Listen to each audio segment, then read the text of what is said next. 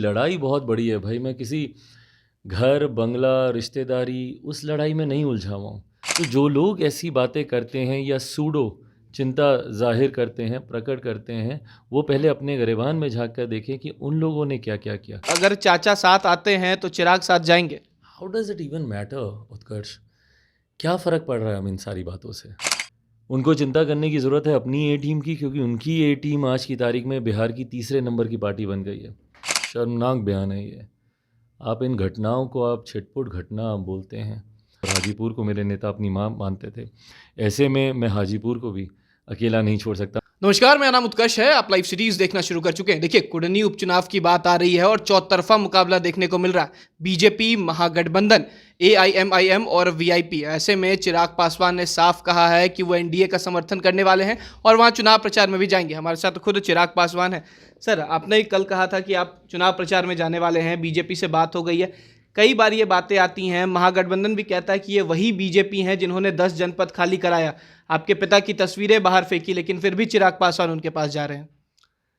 देखिए, पहली बात तो ये मेरी कोई व्यक्तिगत लड़ाई है नहीं। जब आप राजनीति में होते हैं, आपकी लड़ाई नीतियों को लेकर होती है, सिद्धांतों को लेकर होती है, अपने विचारों को लेकर होती है। मेरी लड़ाई बहुत बड़ी है भाई। मैं किसी घर बंगला रिश्तेदारी उस लड़ाई में नहीं उलझा हुआ हूँ। मैं आज से जब 50 साल आगे की राजनीति और उसको लेकर रणनीति की जब मैं चर्चा करता हूँ, जब बिहार को एक विकसित राज्य बनाने की बात करता हूँ, बिहार फर्स्ट बिहारी फर्स्ट की जब मैं बात करता हूँ, तो ऐसे में मैं एक घर एक बंगले को लेकर, और 10 नहीं 12 जनपद था हम लोग का, तो 12 जनपद को लेकर मैं अगर उलझा रहूँ कि भाई मेरा घर क्यों खाली कराया या मेरे रिश्तेदारों के साथ क्यों घर को तुड़वाया, तो भाई मैं अपने घर वाले या अपने रिश्तेदारों को फर्स्ट बनाने की मैं लड़ाई नहीं लड़ रहा हूँ। खुद को फर्स्ट बनाने की लड़ाई नहीं लड़ रहा हूँ। बिहार और बिहारियों को फर्स्ट बनाने की मैं लड़ाई लड़ रहा हूँ। तो यहाँ पर यकीनन मेरे नीति, मेरे सिद्धांत, मेरे नेता के विचार वो सर्वोपरि हैं, प्राथमिकता मेरे लक्ष्यों की वो हैं। और ऐसे में हाँ, अब विपक्ष के पास और कोई है नहीं आरोप लगाने के लिए, तो वो इस तरीके की बातें भाई, तो आप जब ये सारी बातें कर रहे हैं तो उसमें भूमिका किसकी रही? इन्हीं के ही नेता, इन्हीं के गठबंधन के नेता जो आज जिनकी वजह से बिहार के मुख्यमंत्री बने हुए हैं। क्या ये बात को भूल जाते हैं कि उन्होंने मेरे नेता को अपमानित करने के लिए क्या क्या नहीं कहा? आज उनको चिराग पासवान के घर खाली होने की इतनी अगर चिंता हो रही है, तो इस बात की भी चिंता जाहिर करें कि मेरे नेता के जीते जी इनके गठबंधन के सबसे बड़े नेता जिनको ये मुख्यमंत्री बनाए हुए हैं, उन्होंने मेरे नेता के साथ क्या क्या किया। आज उनके जाने के बाद भी मुख्यमंत्री जी किस तरीके की भाषा का इस्तेमाल मेरे पिता के बारे में करते हैं। तो जो लोग ऐसी बातें करते हैं या सूडो चिंता जाहिर करते हैं, प्रकट करते हैं, वो पहले अपने गिरेबान में झांक कर देखें कि उन लोगों ने क्या क्या किया। यहाँ पर चिराग पासवान की लड़ाई नीति सिद्धांतों को लेकर है, बिहार फर्स्ट बिहारी फर्स्ट को लेकर है। उसमें व्यक्तिगत मेरी महत्वाकांक्षाएं कहीं नहीं है। कुडनी की बात हो रही है चिराग जी। कुडनी में कई बातें ये आ रही क्योंकि चौतरफा मुकाबला है। मुकेश सहनी भी उतर गए हैं, एआईएमआईएम। महागठबंधन कई बार कहती है कि ये दोनों जो हैं वो आपके बी टीम हैं। क्या लग रहा है कि चिराग पासवान फिर से जा रहे हैं और बी टीम की बात हो रही है? आपको भी बी टीम की बात कही जाती है कई बार। चिंता करें वो अपनी ए टीम की, और ख़ास तौर पे जब मैं महागठबंधन की मैं बात कर रहा हूँ, तो जिनके प्रत्याशी जिस दल के वहाँ से चुनाव लड़ रहे हैं, मैं उनका जिक्र कर रहा हूँ, क्योंकि अधिकांश बार वही लोग इस बी टीम का जिक्र करते हैं और चिराग मॉडल से भयभीत रहते हैं। उनको चिंता करने की ज़रूरत है अपनी ए टीम की, क्योंकि उनकी ए टीम आज की तारीख में बिहार की तीसरे नंबर की पार्टी बन गई है।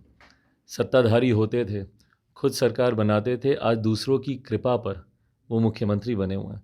भले वो भारतीय जनता पार्टी की कृपा पर कुछ समय पहले हो, या आज की तारीख में राष्ट्रीय जनता दल और तमाम और सहयोगी दल जो उस गठबंधन में हैं, उनकी वजह से, उनकी कृपा पे वो मुख्यमंत्री बने हुए हैं। तो ऐसे में मुझे लगता है कि किसी दूसरे की बी टीम के बारे में चिंता करने से ज़्यादा ज़रूरी उनको अपने ए टीम की चिंता करने की ज़रूरत है। और जहाँ तक रही बात भाई बी टीम की, चिराग मॉडल का जिक्र उन्हीं के ही राष्ट्रीय अध्यक्ष ने किया था। जनता दल यूनाइटेड के राष्ट्रीय अध्यक्ष ने ही चिराग मॉडल का जिक्र किया था। इस चिराग मॉडल ने अकेले रहकर 2020 में इनके आधे से ज़्यादा प्रत्याशी हराए थे। अकेले रहकर इनको तीसरे नंबर की पार्टी बनाया था। तो आज तो फिर भी हम लोग एनडीए के साथ हैं, तो सोचिए कुंडली में क्या परिणाम होंगे। सही बात है। एक सवाल और भी आ रहा है। आपने बोला कि एनडीए गठबंधन के साथ हैं। बिहार में चाचा भतीजे की सरकार है। कुछ दिन पहले ही आपके चाचा पशुपति पारस ने साफ कहा था कि अगर प्रायश्चित करते हैं चिराग पासवान तो हम उनके साथ रहेंगे। ये कौन सी प्रायश्चित की बात हो रही है और क्या चिराग पासवान करेंगे? प्रभु हमको भी नहीं पता कौन से प्रायश्चित की बात हो रही है। और जैसा मैंने कहा भाई, मेरे लक्ष्य बहुत बड़े हैं, मेरी लड़ाई बहुत बड़ी है, बहुत काम करने हैं। मैं घर परिवार के झगड़ों में अब नहीं उलझने वाला, ना मैं उनमें पड़ने वाला हूँ। ये जनता बताएगी किसको प्रायश्चित करना चाहिए, किसको नहीं करना चाहिए। बहरहाल मेरे लिए ये सारी बातें सोच का भी विषय नहीं है। जैसा मैंने कहा कि मेरी लड़ाई बड़ी है भाई, उन लक्ष्यों की ओर मैं अपना पूरा ध्यान केंद्रित करके आगे बढ़ने में लगा हुआ हूँ। नीतीश कुमार की शराबबंदी की बात होती है, कई बार देखा गया है कि शराबबंदी 2016 में जो की गई थी, आए दिन दिखती नहीं है। और इधर देखिए बीते दिनों ही हाजीपुर के मैनार में 8 लोगों की मौत हो गई थी, लेकिन अब जदयू के जो प्रदेश अध्यक्ष हैं कहते हैं चिटपुट घटना है, ऐसी होती रहती है। शर्मनाक बयान है ये। आप इन घटनाओं को आप छिटपुट घटना आप बोलते हैं। हादसे जिस तरीके से भाई, बिहार में अपराध तो एक तरफ है, आपराधिक गतिविधियां जो हो रही हैं, जो लोग गोली मार रहे हैं, हत्याएं कर रहे हैं, वो तो एक तरफ है। पर जिस तरीके से ये हादसों की श्रृंखला शुरू हुई है, एक के बाद एक अलग अलग ज़िलों में आप देखेंगे। मैं दावे के साथ नहीं, बट कहीं ना कहीं से ये जानकारी और मृतक परिवार के परिजनों के माध्यम से ही बहरहाल ये जांच का विषय है अधिकृत जानकारी पे टिप्पणी करने के लिए। बट मृतक परिवारों के परिजन की तरफ से जिस तरीके से जानकारी सामने आती है कि जो ड्राइवर है जो रौंदते हुए गया या जिसकी वजह से ये हादसा हुआ, संभवतः वो नशे में था, नशे का सेवन किया हुआ था। ये तमाम बातें यकीनन पुनः आपकी शराबबंदी पे तो सवाल उठाती ही हैं। भाई आज की तारीख में अगर कोई ड्रिंक एंड ड्राइव कर रहा है तो कैसे कर रहा है? और यार ये बात किसी से तो भाई छुपी है नहीं ना यहाँ पे, कि बिहार में शराब खुलेआम मिल रही है।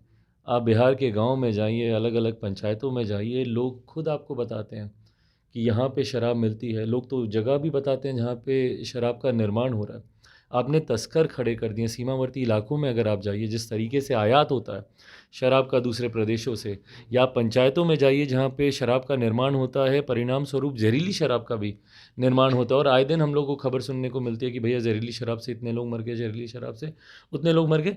तो ये तमाम बातें समीक्षा का विषय हैं, जांच का विषय हैं। अगर ये हादसे भी हाल फिलहाल में इतने बड़े हैं, बैक टू बैक अलग अलग डिस्ट्रिक्ट्स में अगर इस तरीके की घटनाएं हो रही हैं, तो आप जांच क्यों नहीं कर रहे हैं कि क्या जो चलाने वाला जो वाहन चालक था, क्या उसने किसी नशे का सेवन किया हुआ था, क्या उसने शराब पी रखी थी, और अगर पी रखी थी तो कैसे मिली शराब?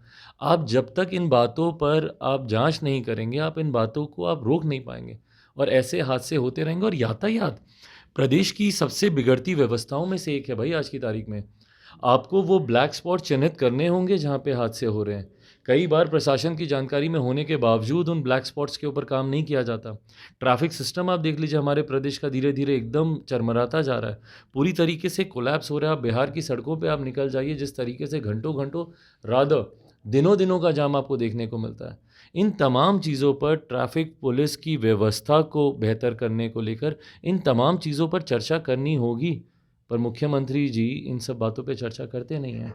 एक आखिरी सवाल है, चिराग पासवान अगर पशुपति पारस जो आपके चाचा हैं, अगर वो आगे बढ़ के आपके पास आते हैं, क्योंकि एक सवाल कल भी उन्होंने आपकी तारीफ भी की और साफ कहा है कि अगर वो केंद्र में केंद्रीय मंत्री बनते हैं तो मेरी शुभकामनाएं हैं। तो क्या शुभकामनाओं के साथ अगर चाचा साथ आते हैं तो चिराग साथ जाएंगे? How does it even matter Utkarsh? क्या फ़र्क पड़ रहा है हम इन सारी बातों से? क्योंकि परिवार की बात सामने आ जाती है। मेरी लड़ाई परिवार की है ही नहीं भाई। मैं बहुत बड़े लक्ष्य के लिए मैं निकला हुआ हूँ। ऐसे में मैं सिर्फ अपने ही घर परिवार, बंगला, घोड़ा, गाड़ी इसी को समेटता रह जाऊँ, तो मैं बिहारियों की बात मैं कब करूँगा? जैसा मैंने कहा, मैं बहुत आगे निकल चुका हूँ भाई। मेरे लक्ष्य अलग हैं पूरी तरीके से। उसमें इन सब बातों के ऊपर ध्यान देने तक का समय ईमानदारी से आज की तारीख में नहीं है। 24 की बात होगी, 24 में क्या जमुई से चिराग चुनाव लड़ेंगे या हाजीपुर से? भाई ये अभी समय ही बताएगा कि निर्णय क्या होगा। जमुई मेरी कर्मभूमि रही है। यकीनन मैंने अपनी राजनीतिक शुरुआत जमुई से की, और मेरे लिए जमुई मेरे परिवार की तरह है। पिछले 8 सालों में मैंने हर संभव प्रयास किया कि जमुई को कैसे आगे लेकर जा सकूं। केंद्रीय विद्यालय हो, वहाँ पे मेडिकल कॉलेज खुलवाने की बात हो, पासपोर्ट ऑफिस की बात हो, या वहाँ के इंफ्रास्ट्रक्चरल डेवलपमेंट की बात हो। मैं गर्व से कहता हूँ कि जमुई में आप जाके देखिए, 90-95% सड़कें गांव तक की भी जो कनेक्टेड रोड्स हैं वो आपको प्रॉपर मिलेंगी।